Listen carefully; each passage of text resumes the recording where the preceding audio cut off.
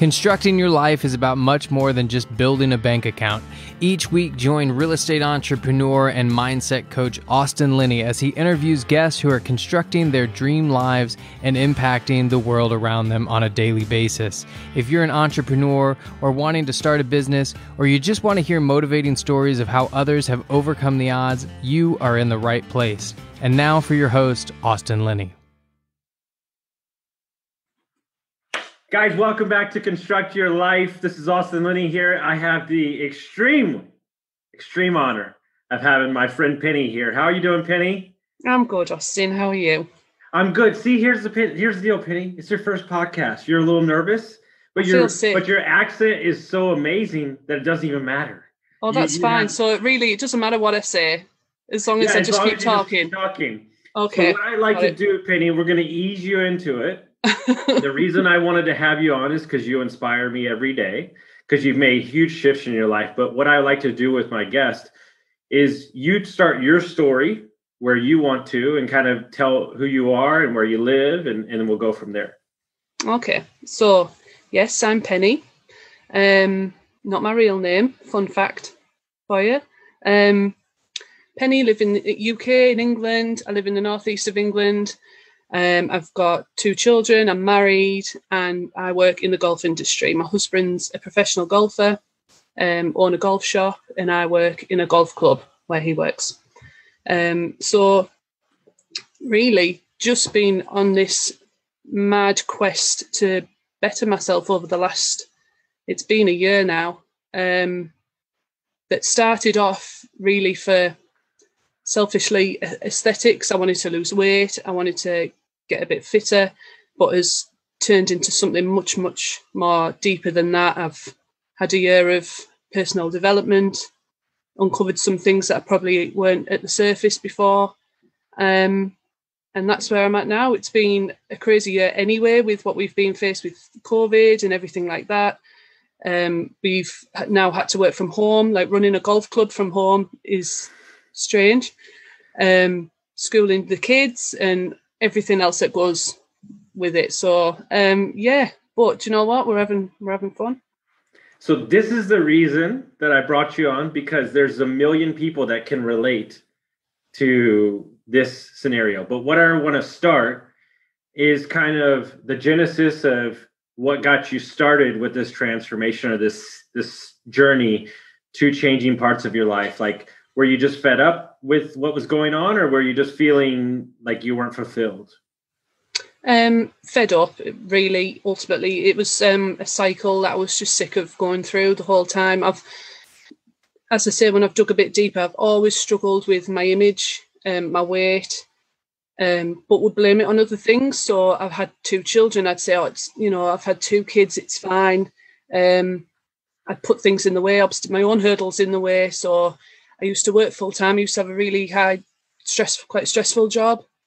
And I used to say, I haven't got time to go to the gym or do anything for myself, as in have my own time. And I used to obviously play golf, and I used to think that was enough for me, that was enough movement for me a week. But I could be playing twice a month if I was lucky, because obviously when I'm not at work, I've got the children at home and all the rest of it. So it started off for aesthetics. I wanted to lose the weight and all the rest of it, but I've kind of pulled out of it what my problem was, and that was my self-image issues.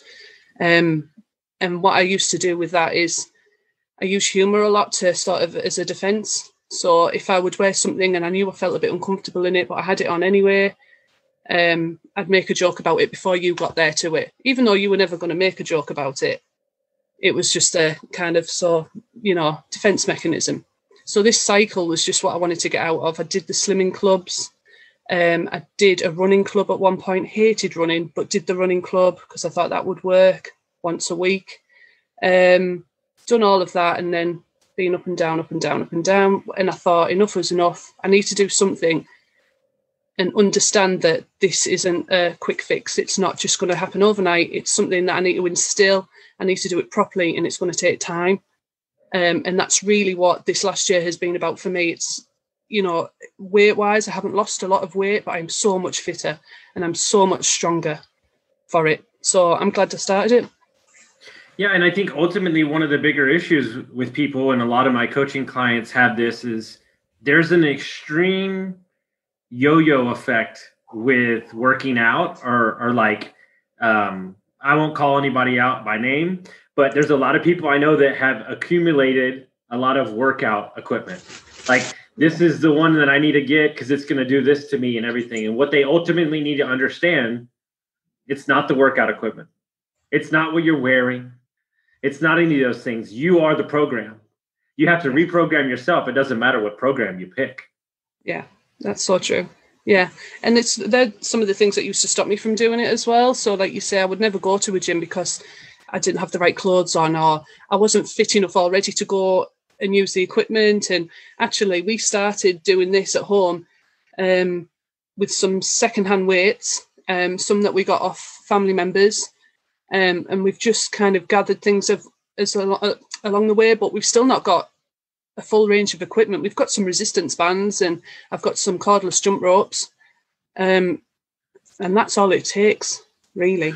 Well, ultimately, one of the things I live by is that you're not creating, like, I said this to somebody the other day, I'm not in PE anymore. I'm not trying to bench a certain weight, right?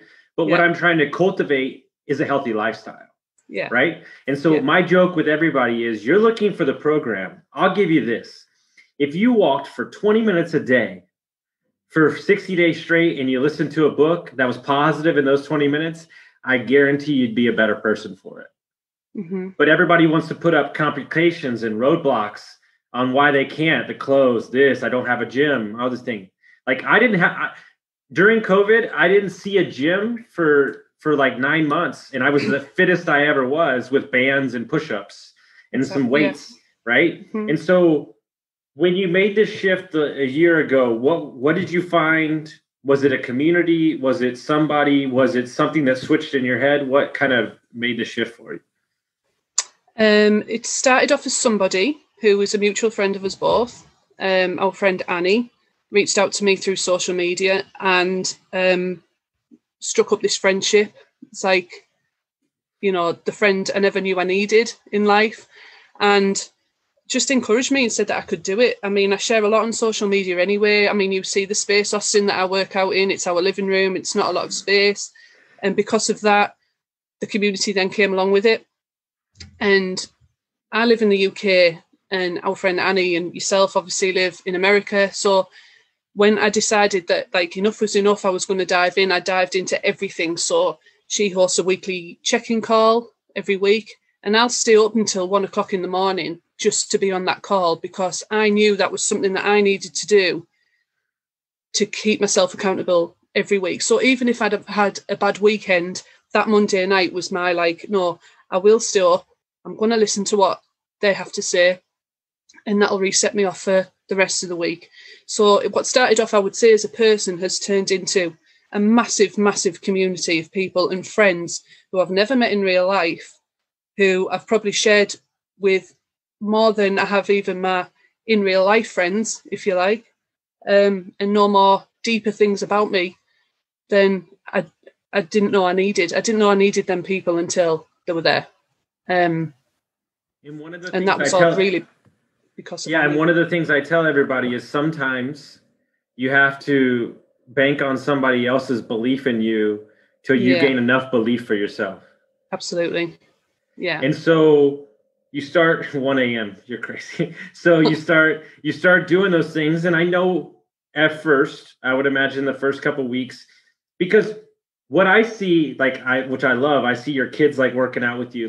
I would imagine that it's changed the entire family dynamic, right? Of you. And it's not like you were telling them hey, do this, but watching you, bet on yourself and make that has changed the dynamic of more things than just the physical. It has, but that's taken time as well. So at first it was really a case of having to be selfish about it. So the story goes that I decided to sign up for this opportunity, and I asked my husband to get me it as part of my Christmas present. He said, "What do you want for Christmas?" And I was in such a headspace where I was so lost with myself.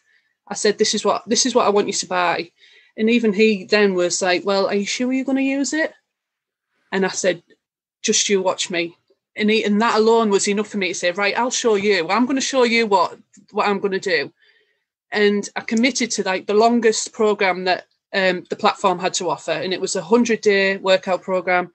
And I was like, right, this is it. I need to do it. I need to prove him wrong. and I will. And I'm going to do it. So again, plugged in, like did all the things. Had this group of cheerleaders on the side who were like encouraging me on. And over time, I'd be saying to the kids, right, I'm going to work out in the next 20 minutes. So you've got 20 minutes to watch whatever you want to watch on the TV. Then I'm doing my workout. Okay, is everyone okay with that? And I'll be like, oh, okay. And that's how it used to be. Whereas now, they started joining in and all the rest of it. Now it's, oh, Mum, do you need me to get your water bottle for you? Or, Mum, do you need weights for today's workout? Or is it yoga today, Mum? Can I join in? And which is, fantastic, absolutely brilliant. But what I'm proud of the most is that they've been able to see that if you dig in with something, that it's worth doing. And if you stick with it, it's worth doing. And just how committed I've been to it. It's not just a flash in the pan thing anymore. It's not like I'm going to the slimming club every week to get weighed, or, I'm going out once a week to go for a run with the club and then that's it. And that finishes after about 6 sessions. Like I've stuck to this for 365 days of the year with, some rest in between, don't get me wrong, but no, I'm proud of that. And now, the husband who said you better make this work is now joining in with me, so that's even better. I love it. And so I'm curious, what made you you could have easily picked a 20-day program. What made you go for the hardest one right out of the gate? Because this is something I talk about with people all the time. So I'm curious, was it your pure like, which is totally fine. I love it. I'm going to tell you, I'm going to show you. Because like you knew, but like ultimately I think you knew the shift had to be something significant. Yes. And as I said, I've dabbled in these kind of things before and not seen them through. So I kind of went in knowing what was expected. There's 3-week programs. There's ones where you can do it 3 times a week, 4 times a week. But I knew for me that would tail off. I needed something that would be instilled in me. So like, personal development was something new to me. And I started that last year and I read things about like making 90 days, so many days is 21 days is a new habit, 90 days is a lifestyle. Yes. So I was like, right, 100 days. Let's try and do it for 100 days. And in them 100, I think I did have 2 days off because we went to Paris. We took the kids to Disneyland Paris and we walked something like 17,000 steps a day. So I was like, right, that can replace that workout for today. I'm not going to work out in the hotel room. But ultimately I wanted something because I knew I had to make, and I wanted to make it a lifestyle, not a flash in the pan. This is going to ease off after 2 weeks. I wanted this to be concrete and part of my daily routine. Well, what do you tell yourself? This is the hardest thing I do for people. What do you tell yourself when you have a bad day or you miss the workout? What's the mindset shift these days that's different from previous? I think it's just being able to forgive myself a bit more. Not being too hard on myself. Goes back to the self-image thing.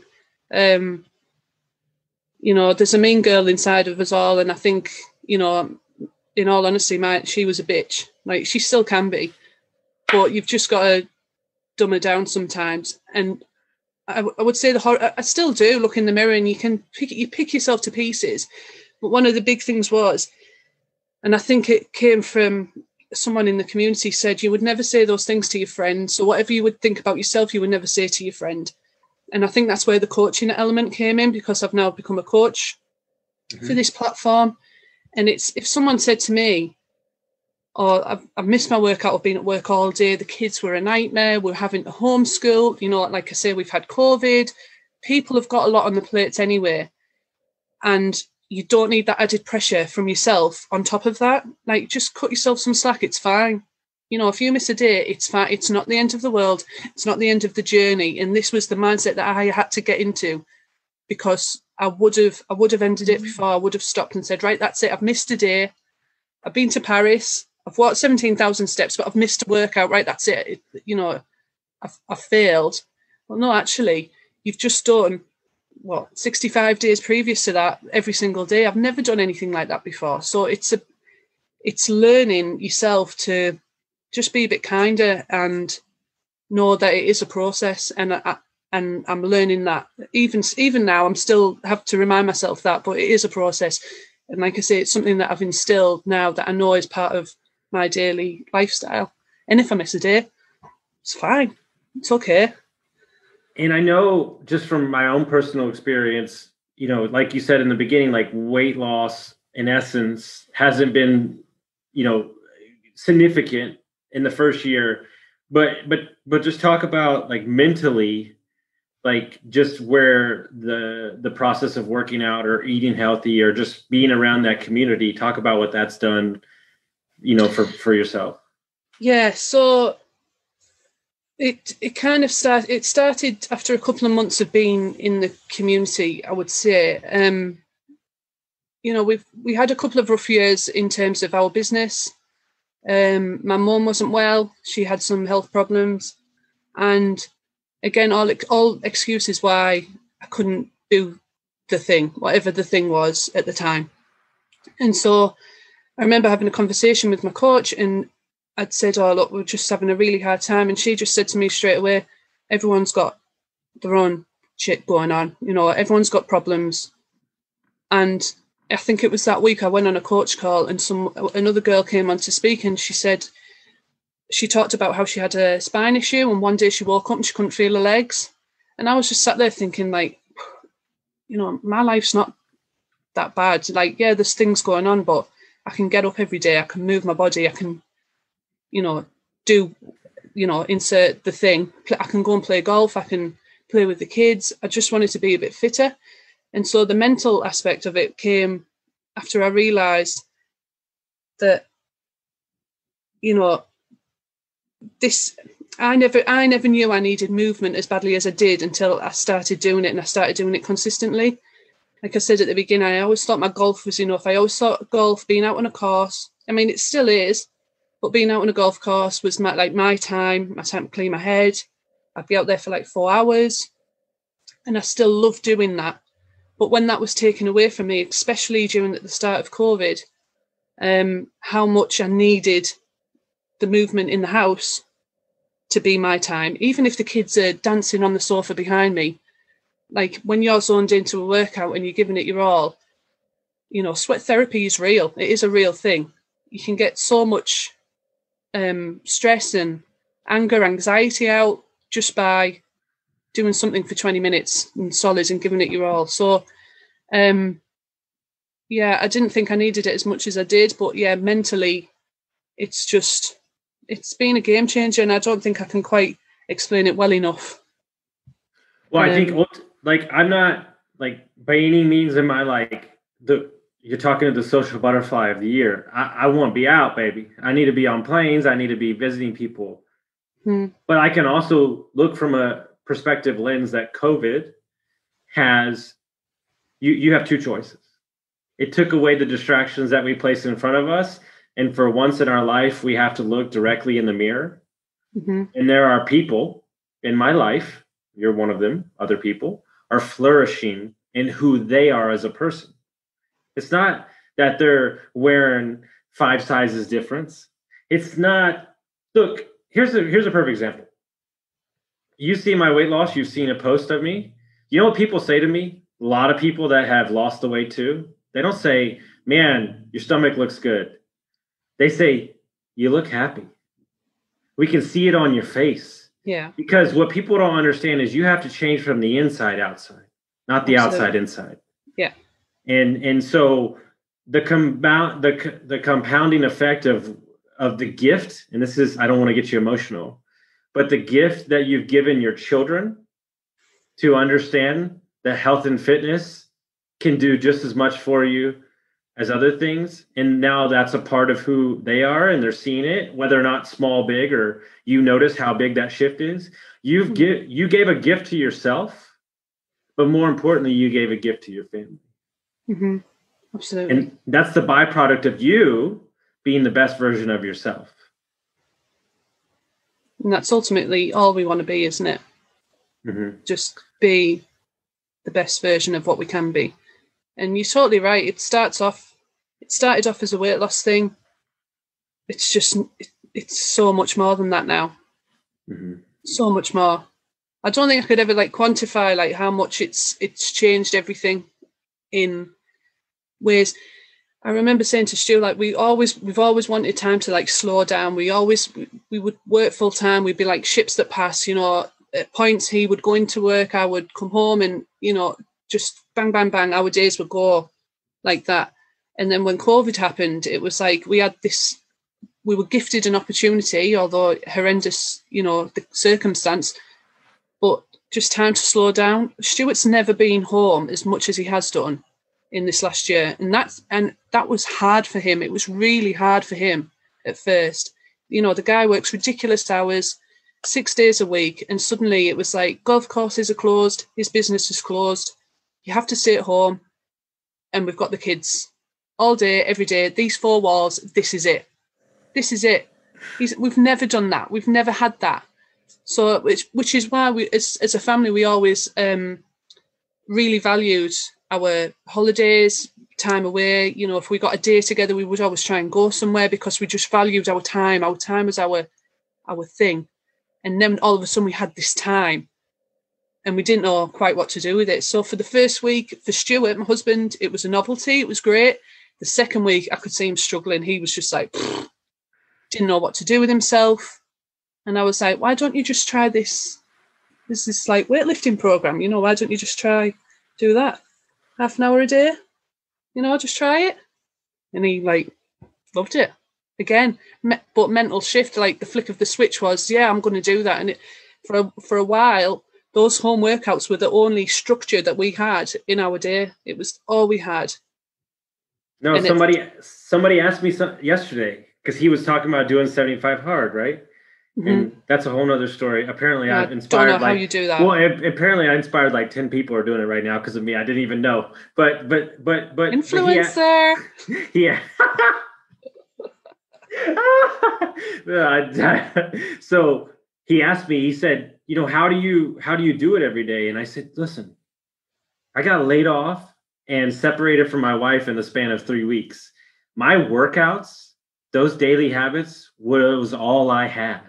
And I clinged on to that crap like it was, and it literally got me through the hardest time in my life because I could count on my center being working out and eating well, right? And I think that's where people get their perspective of, well, going in the gym and I need to give it an hour and a half and I need to get after it. Dude, go in for 20 minutes, move your body. That's all you need. You're just shaking some things loose and stop worrying about what it looks like and just go create the habit. Yeah. So I don't know how you do that. So what I want to, you hit the word, because this is the next place I want to go. I see you posting on social media. I'm sure when you first started, what gave, because a lot of people have issues with this, what gave you the courage to kind of, you're doing some joke stuff and from time to time you're hilarious. What kind of gave you the courage and what would you tell all those people out there that are struggling? They don't want to post that story or they don't want to post that thing because they're worried about what somebody might say. Yeah, it is a big thing for some people and I get that. Look, my social media started off as a golf account. The idea behind it was that I wanted something separate from my real personal account to try and inspire more women to play golf. That was how it started out. And I just kind of documented my job in the shop, what I was doing, helping with our juniors, doing different things, playing different places. And then I started these home workouts. And the reason I started posting them online was, in essence, to hold myself accountable. So I said out loud on January 1st, I'm going to do this 100-day program and I'm going to post it every day. Now, again, the stubborn cow inside me was like, they like followers, whoever, are going to expect me to fail. Like, they're going to watch me do this for a week and they're going to be like, oh, look, she's tailed off. And in my head, I was like, no, like I was with my husband, no, I'm going to finish this and you're all going to watch me do it, was what was in my head. But that in itself was enough for me on the days where I didn't want to do it. It was like, well, even if people didn't care that I was doing it, I was thinking, no, they're expecting me to show up. They want to see day 74 of this 100-day plan. They probably didn't. Like, but I think I got past myself because I was thinking, no, I'm going to show you that it can be done, and I'll be the person to show you, because, I'm not. I was joking about influencers there. I'm not influencing people. If I was truly influencing people, all my friends and all my family would all be golfers. They'd all be lined up and doing home workouts. Like, I'm not influencing anybody. What I wanted to do, and what I want to do all along, even if it's golf or home workouts, is to show you that it can be done. And it's not scary. And, look at the space that I do it in. I do it in my living room. It's, don't put the barriers in the way. And I guess, I post some silly stuff from time to time because that's just what I do. No, you have to. And ultimately, as I go farther down the rabbit hole and you talk to big marketers and you talk to, people building my website and all these things, there's a lot of things that they suggest to me that I refuse to fucking do because it's not in line with who I am. And it's very simple to get on Facebook or Clubhouse, which I have 3 calls today on Clubhouse, and hear from these guys, create this email, and then you can generate this. And I think to myself, in theory, that sounds great, but it violates every part of who I am. Mm-hmm. And so I don't want to do it. I'm sorry. And you know what? Look, I know for a fucking fact I'm leaving a ton of money on the table with my story and everything.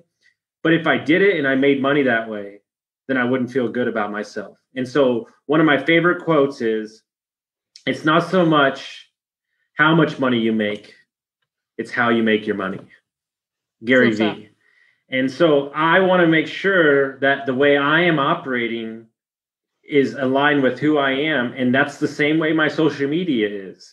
Yeah. And it's probably not professional to post a video of me in Daisy Duke shorts and a wife beater with a wig on. Oh, but those are my favorite. He needs to make a comeback. It's been a while since Billy Bob's come out. But I tell you right now, the fact that I can do that and be okay with it, or me dancing to Grease, makes me feel so much better because I'm not hiding who I am, right? It's just me. And so as you continue to go down, like, if you had any advice to anybody, 1 or 2 things. What is easier about posting the story you believe in, and what's harder than you thought? Like, if you had to say what's easier than worrying about what you're posting?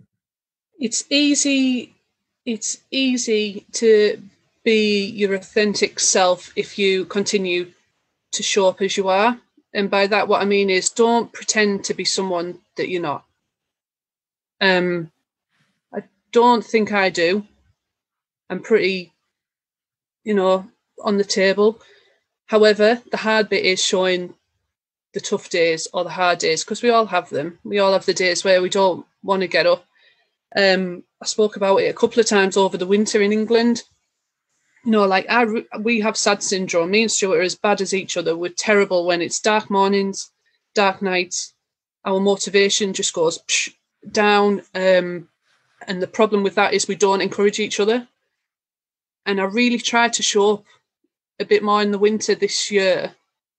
But it's harder to show the tough days, because for me, and I don't think this is for everybody, but for me, I don't want to be the sob story either. I don't want to be putting things out there saying like, look, I'm having a really tough day, because I don't want that to come across as if I'm like seeking sympathy, or I need someone to say, oh no, you're doing great. And I don't need that. I don't particularly need that.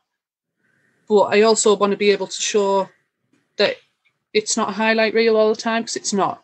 Life isn't a highlight reel. You know, we've all got things going on. Like we say, we've all got our hard days and we've all got tough stuff going on in our lives. And we don't have to share everything.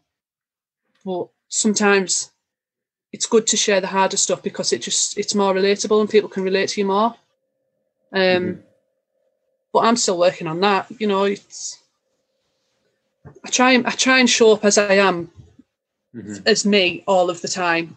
And it gets easier. It does get easier. I mean, even talking videos, you know, a lot of people are scared about speaking to the camera and doing stories and talking, and, you know, it's scary at first, but if you just keep doing them, it's like anything. It becomes easier and people get to know you. You get to make these friendships. Yeah. It's amazing. It's an amazing segue. Like, you almost knew what I was going to talk about. I want to talk about, because I know she's going to hear it, because I'm going to send it to her. So I want to talk about a human.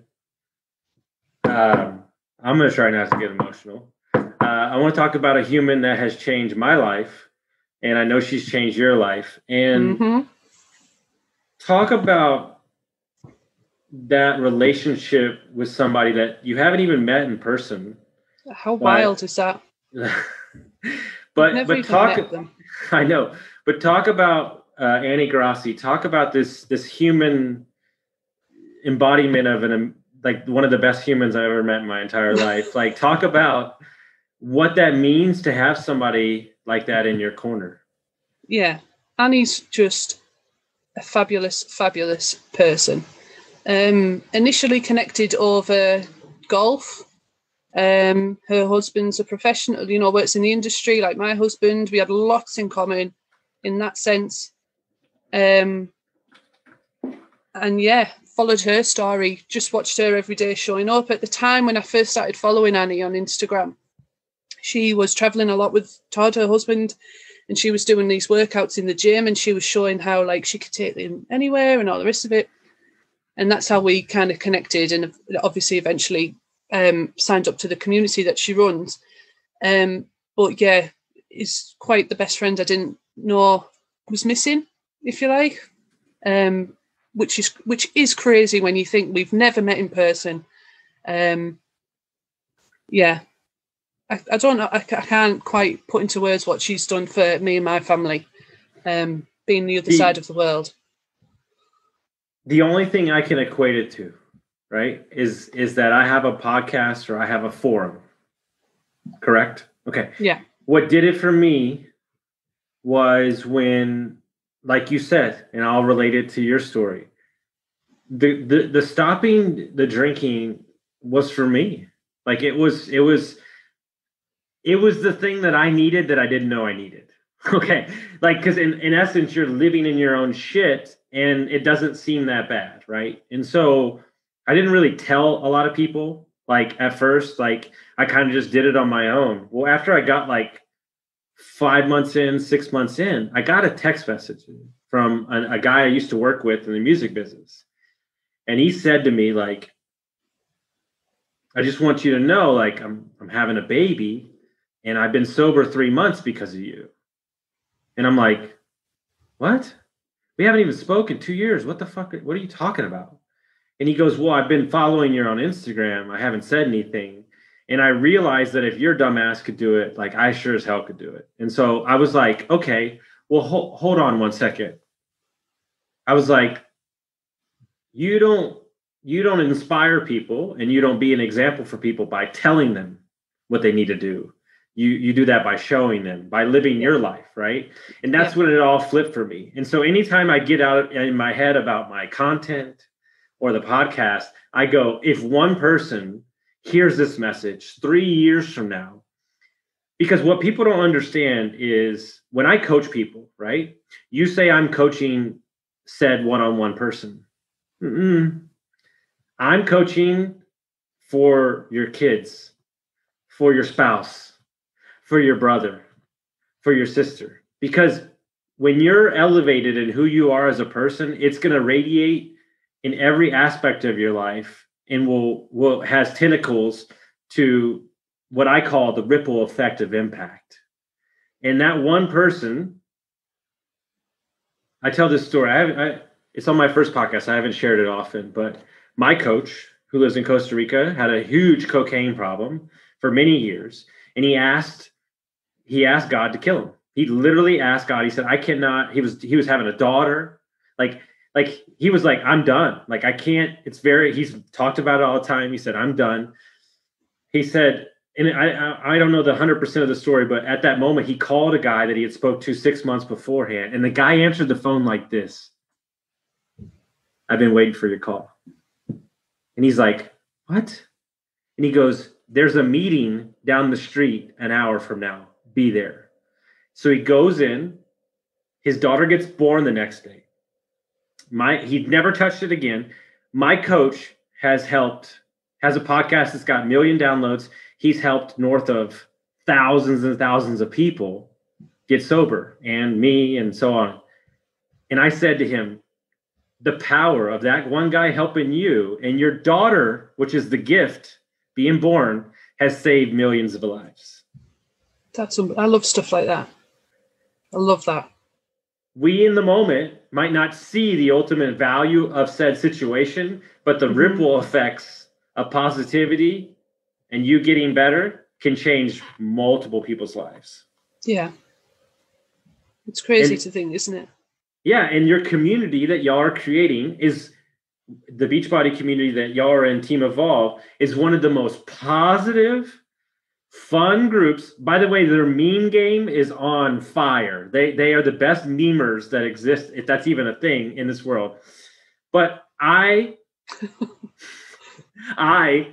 literally love this because let's be honest, women can be nasty as fuck. Like you said, you have an inner mean mother. Like so it's amazing to be surrounded by a group that is lifting you up instead of tearing you down. Absolutely. Yeah, that's it.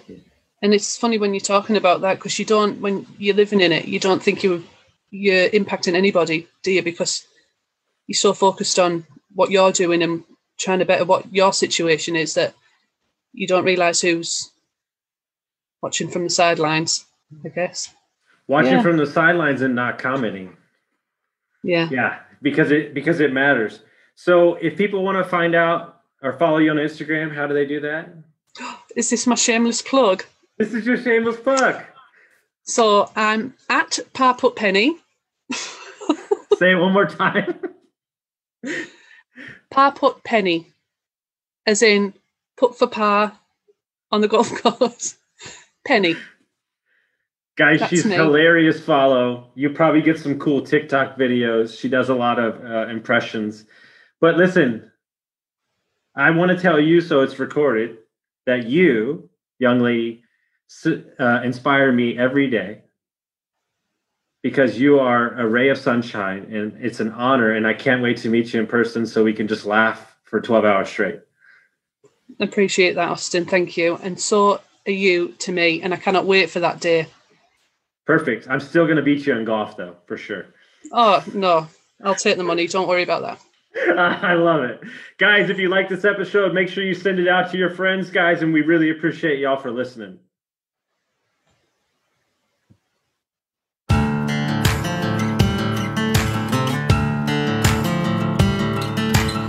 Thank you for listening to Construct Your Life with Austin Linney. If you enjoyed this episode, be sure to rate, review, subscribe, and pay it forward by sharing with a friend. Most importantly, take this opportunity to start constructing your life by taking immediate action on what you learned. For show notes, resources, and more information on one-on-one coaching with Austin, visit constructyourlifepodcast.com.